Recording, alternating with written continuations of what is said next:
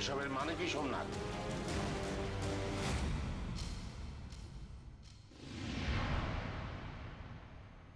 এসব কি হচ্ছে সোমনাথ দা?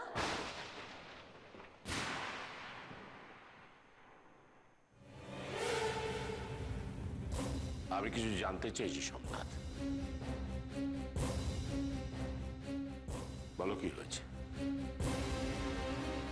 সোমনাথ, আমরা বনির মামা মামি, সেই সম্পর্কের খাতিরে এইটুকু জানবার অধিকার আমার আছে। বলো কি হয়েছে? Okay, so you want answer me? Boni, আমি তোর মুখ থেকে শুনতে চাই। বল, তোমার কি হয়েছে? কি লুকোচ্ছিস তুই? আশিস দা, বনি কি বলবে? বনির তো কিছু বলার নেই। আমি আপনাকে বললাম না, একদম ফিল্ম পাগল, একদম ফিল্ম পাগল।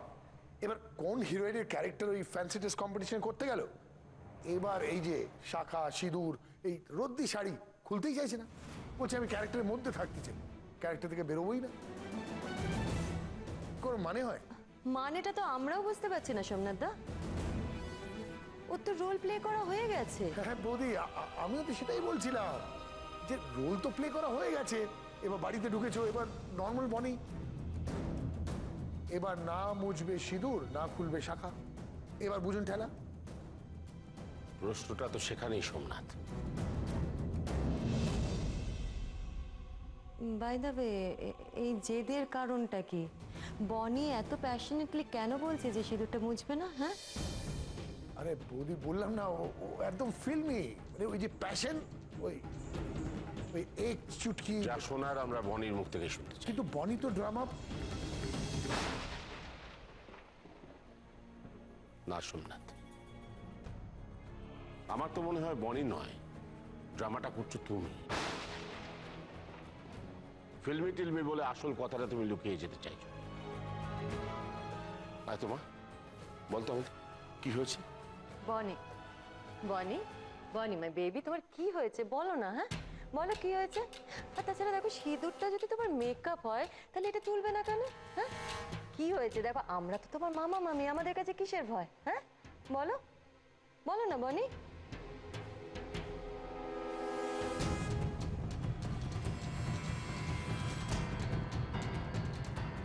শতবার শীতের সিঁদুর মুছলে তার স্বামীর অমঙ্গল হয়।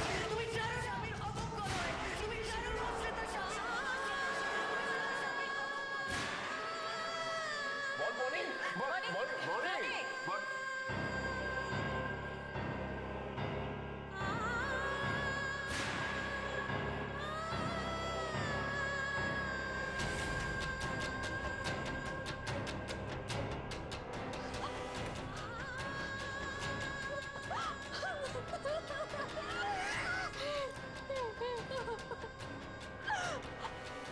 আমি পারবো না, আমি কিছুতে সিঁদুর মুছতে পারবো না, আমি পারবো না।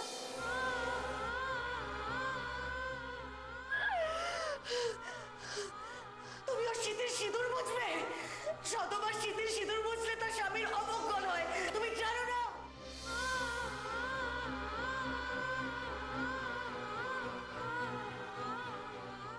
ওদের অমঙ্গল হয়নি তো? কেউ ওদের কিছু হয়নি তো? ও গড, ওনার কোনো ক্ষতি হতে দিও না, ওনাকে ভালো রেখো না। গড প্লিজ, যদি ওনার কিছু হয় থাকে please save him. God please, please save হিম।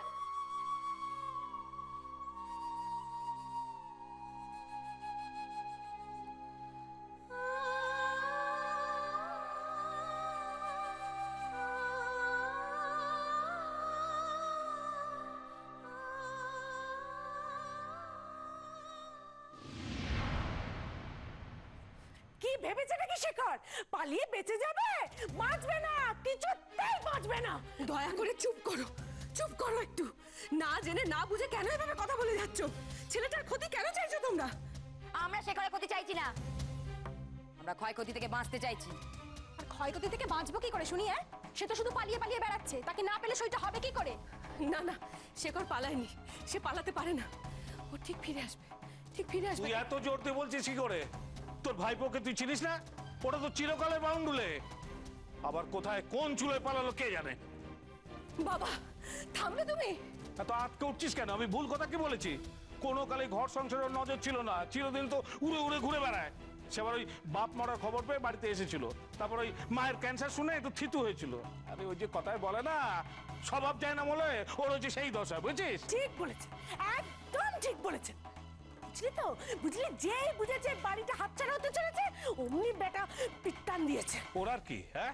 আরে উড়ন চণ্ডীর তো আর বাড়ি ঘরের দরকার নেই, দরকার হয় আমাদের। এখন এই এত বড় বাড়িটা কি করে বাঁচাবো বলতে পারিস? উপায় নিশ্চয়ই কিছু একটা হবে বাবা। আগে তো ফিরতে দাও ছেলেটাকে। তুমি চুপ করো তো। সে আর ফিরছে না, আর সে ফিরছে না বলেই এত কথা হচ্ছে ঠাকুরজি। আর ফিরবে বলেও মনে হয় না। ঠিক বলেছিস। না না, এর একটা ব্যবস্থা করতে হবে। ভিটে মাটি যখন আমাদের হাতছাড়াই হবে তখন একবার শেষ চেষ্টা করি। হেই, আমরা বরং ওই বুড়িকে গিয়ে ধরি। বুড়ির পেট থেকে সব খবর বার করবো। বুড়ি ঠিক জানে ছেলে কোথায় আছে। চ। না,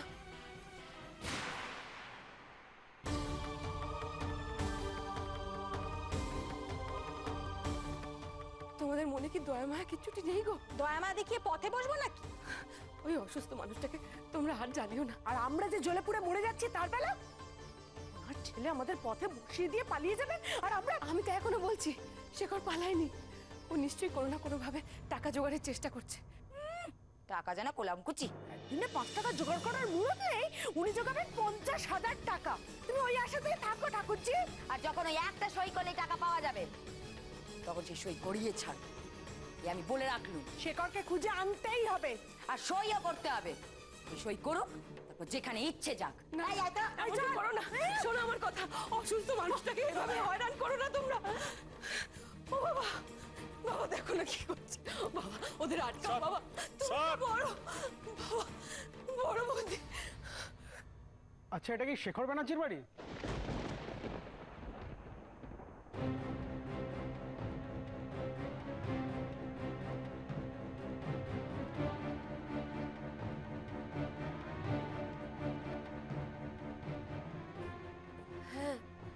কিন্তু আপনি?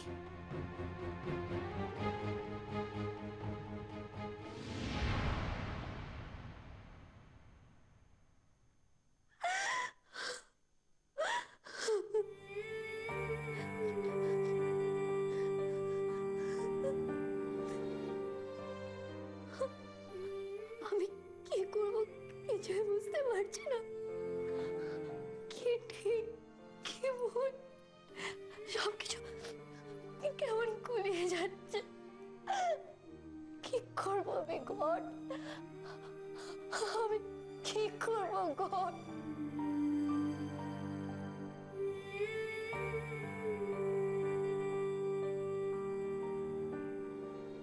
মা, মা,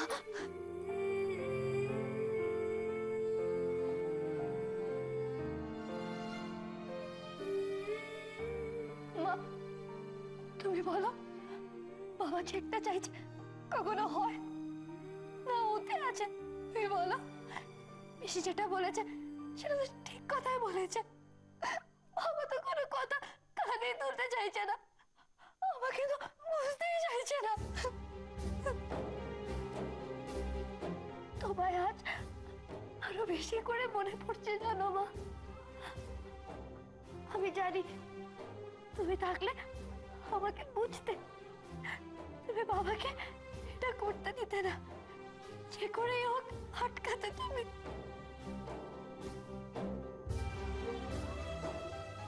কেউ ওদের বাড়ি বাঁচানোর জন্য নিজের বাবার থেকে 50,000 টাকা চেয়েছিলাম। সবকিছু ছেড়ে দিয়ে এই বাড়িতে ফিরে আসতে রাজি হয়েছিলাম, কিন্তু কিন্তু বাবা এরকম কেন করছে? যেটা যেটা হয় না, কোনোদিন হতে পারে না, সেটা কেন চাইছে? কি অমুদকে ছেড়ে দিলে কি ভুলে যেতে হবে? হ্যাঁ, ডিভোর্স দিতে হবে, সিঁদুর মুছে ফেলতে হবে? হ্যাঁ, বলো মা।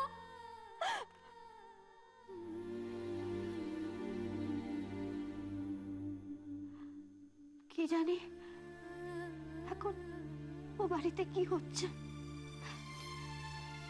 মা কি করছে, কেমন আছে মা। ইচ্ছে করছে ছুটে চলে যাই, তো সেটাও তো পারছি না আমি।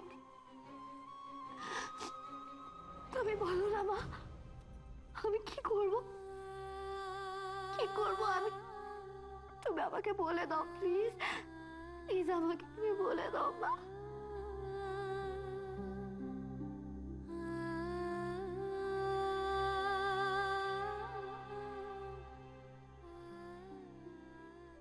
টাকা শেখরের নামে? কিসের টাকা? শেখরবাবু তো সাইকেল প্রতিযোগিতার নাম দিয়েছিলেন, 5,000 পাক দিলেই জিতে যেতেন, কিন্তু একটা পাক কম হয়ে গেছে, তাই কমিটি 10,000 টাকা পাঠিয়েছে। শেখর সাইকেল 10,000 টাকা?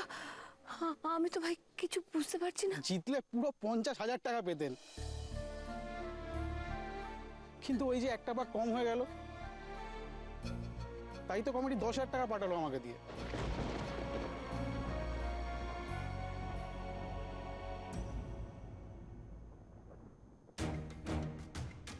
তুমি একটু ওদিকে আসবে ভাই? হ্যাঁ, কিন্তু টাকাটা? হ্যাঁ, তুমি একটু এসো।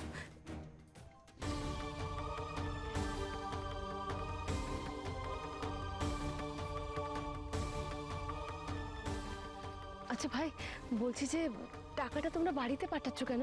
ওটা তো শেখরের হাতে দিয়ে দিলেই পারতে। সে কি, আপনারা এখনো খবর পাননি? কি খবর? শেখরবাবু তো মারাত্মক অসুস্থ, সাইকেল এসে শেষ পাকের সময় উনি পড়ে যান, পড়ে গিয়ে মুখ থেকে রক্ত উঠে অজ্ঞান হয়ে যা তা অবস্থা, ওনাকে তো হাসপাতালে নিয়ে যাওয়া হয়েছে, তাই তো কমিটি আমার দিয়ে টাকাটা পাঠালো। এসব কি বলছো কি তুমি? শেখর শেখর এখন হাসপাতালে? ছেলেটা 50,000 টাকার জন্য, এই বাড়িটাকে বাঁচানোর জন্য নিজের কথাটুকু না ভেবে বিপদের মুখে এভাবে ঝাঁপিয়ে পড়লো। আরে একবারও ভাবলি না শেখর, তোর কিছু হলে তোর মার, নতুন বউয়ের কি হবে? আপনি কাঁদবেন না, হয়তো সেরকম কিছু হয়নি, ভালো হয়ে যাবেন। আসলে এতক্ষণ টানা সাইকেল চালানোর ধকল তো, তবু আপনারা একবার যান, বলা তো যায় না। তুমি সত্যি করে বলো তো ভাই, শেখর কেমন আছে এখন? এই অবস্থায় মিথ্যা কথা বলবো না, শেখরবাবুর অবস্থা খুব খারাপ। আসলে আমরা তো ভেবেছিলাম বোধহয়, মানে উনি শেষই, আসলে ওনার এত রক্ত বেরোচ্ছিল। ভগবান, দরজাটা খোলো। ছেলেকে কোথায় লুকিয়ে রেখেছো জানতে হবে তো। এদের জন্য শেখর নিজেকে বলি দিতে যাচ্ছিল, হ্যাঁ? এই মানুষগুলোর জন্য। বড় বৌদি, তোমার শরীরের এই অবস্থা, তবু তোমাকে এরা ছাড়ছে না। আমাকেও তুমি ক্ষমা করো বড় বৌদি, আমি এখন তোমার কাছে থাকতে পারছি না, আমায় এখনই শেখরের কাছে পৌঁছতে হবে। এই টাকাতেই ওর চিকিৎসা হবে, এই টাকাতেই। ও ভাই, দাও টাকাটা। এই নিন, তাহলে আমি আসি। এসো।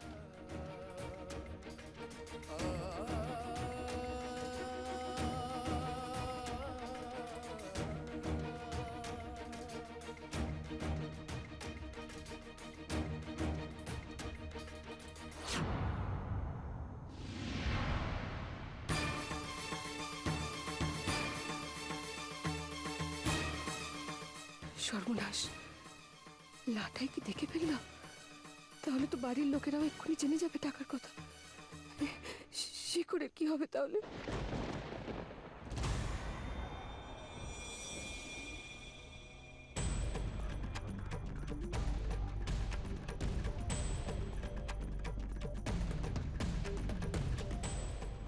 দুদিন মানে কিন্তু দুদিন। তখন যদি বলেন টাকা নেই, তখন কিন্তু কোনো কথা শুনবো না। সবাইকে বাড়ি থেকে ঘাড় ধাক্কা দিয়ে বার করে দেবো।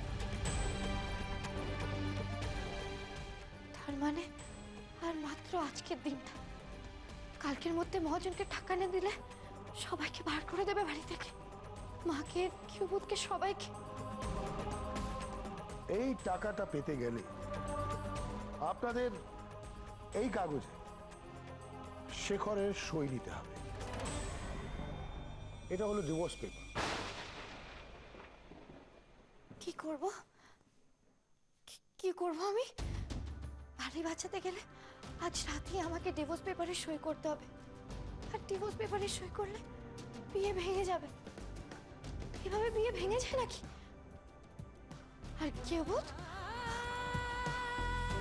কালকের মধ্যে কিউবুদ এসে ডিভোর্স পেপারে সই করে দিয়ে আমাকে মুক্ত করে দেবে।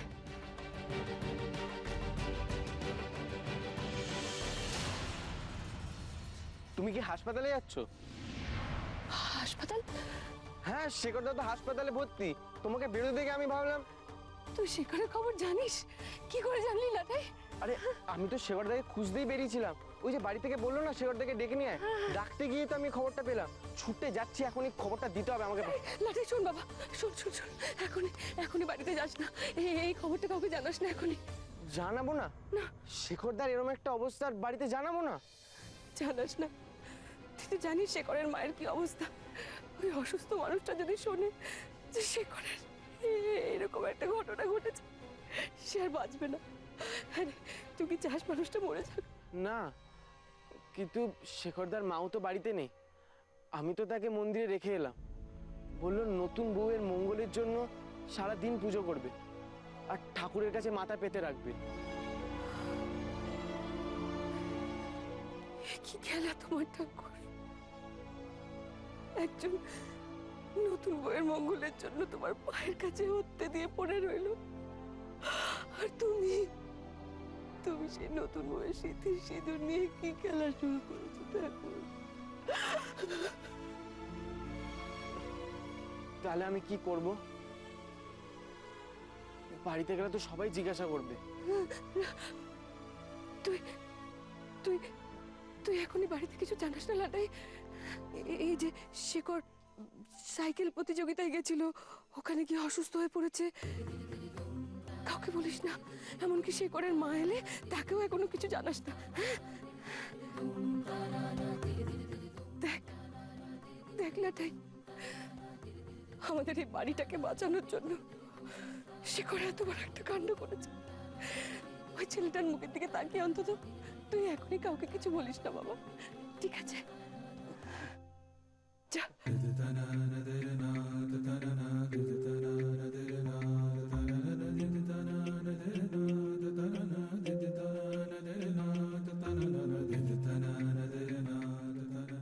শেখর নতুন বউকে মুক্তি দিয়েছে বলে কি নিজের বিপদের তোয়াক্কা না করে এরকম একটা কাজ করে বসলো? না, এদের দুজনকে এক করতেই হবে। ভালোবেসে দুটো মানুষ এভাবে আলাদা হয়ে যেতে পারে না, কিছুতেই না।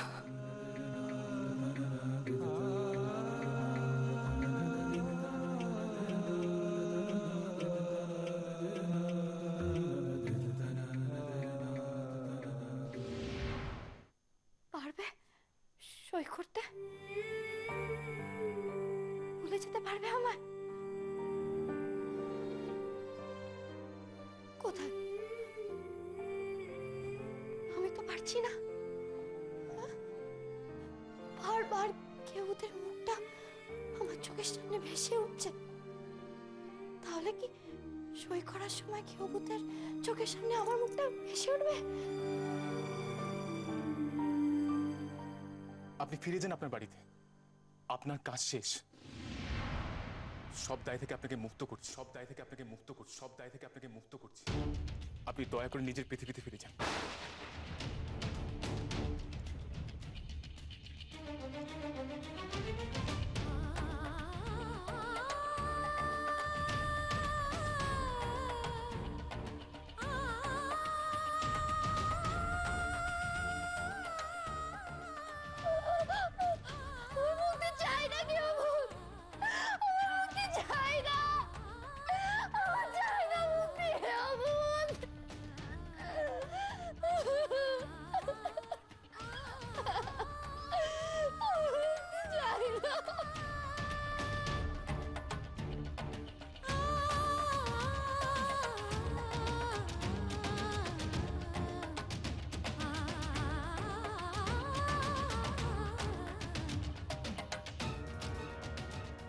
বনি